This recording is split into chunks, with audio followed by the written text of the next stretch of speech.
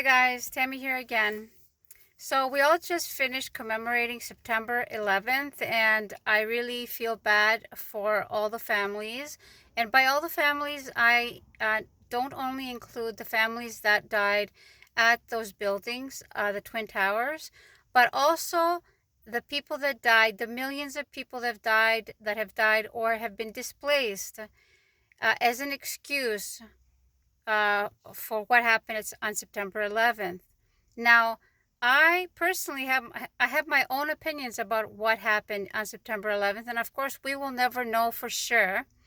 But in my opinion, there are no unambiguous 100% proofs that these crimes were committed by an outside source or by Muslims in specific.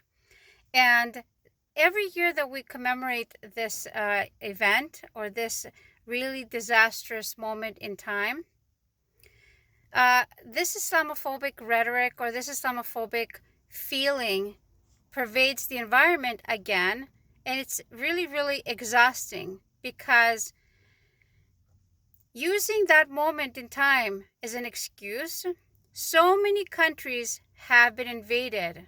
And mind you, if you look up all these things that happened after 9/11, they call them interventions or they call them conflicts, but they don't call them actual invasions of other countries. So the majority of the Western countries invaded Iraq, they invaded Afghanistan. And for what reason? If you think that it was for a very honorable reason, please comment down below. They invaded Libya. It wasn't a conflict. It wasn't an intervention. They invaded a country for geopolitical reasons, for money, for power, for stealing resources. And what has happened to these countries since then?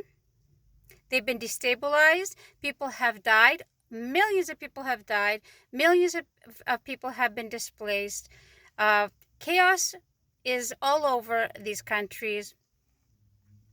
Not to mention that the people that have left intact, physically intact. They have gone to countries that do not seem to have any kind of conflict. They don't have bombings and airstrikes. They don't have killings. They don't have anarchy or, the kind of conflict that you would normally associate with Iraq, with Syria, with Afghanistan, with Libya. Why? Because they're going to those countries that actually did all this bombing and invasion and killing.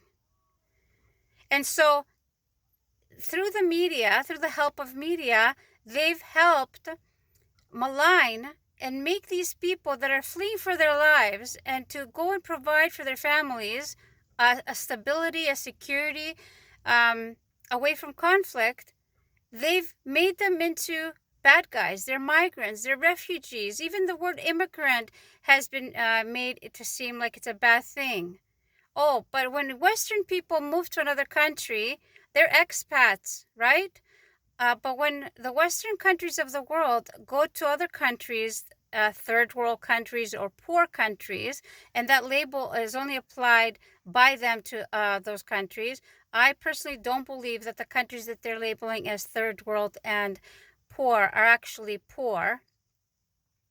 But in any case, they go to those countries, they destabilize them, they give them security, and then when those people want to go to their country, they want to, on top of that, turn them into bad guys or tell them, we don't want you here. We don't want people that are non-Christian. We don't, or, there are people that are Christian that are non-white, but they don't want to say that also. So you see what is going on right now in Africa, and all these countries are being, the leaders of the countries are being taken down. And it seems that it's a populist move. And it also seems that these countries were too friendly with the Western countries, especially with France and the US, UK maybe. And now they're being kicked out. And now we're going to see what's going to happen. But at the end of the day, I feel really bad for all the people that have been affected by war, bombing, by killing, by greed, by selfishness, by evilness. And I hope that maybe by next 9/11 anniversary, we can be in a better place. It doesn't look like it, but I really, really hope so. So I want you to keep in mind that those people that are coming from third world countries, from poor countries, they're coming to your country because your leaders are bombing their country. Your leaders are intervening in their country. Your leaders are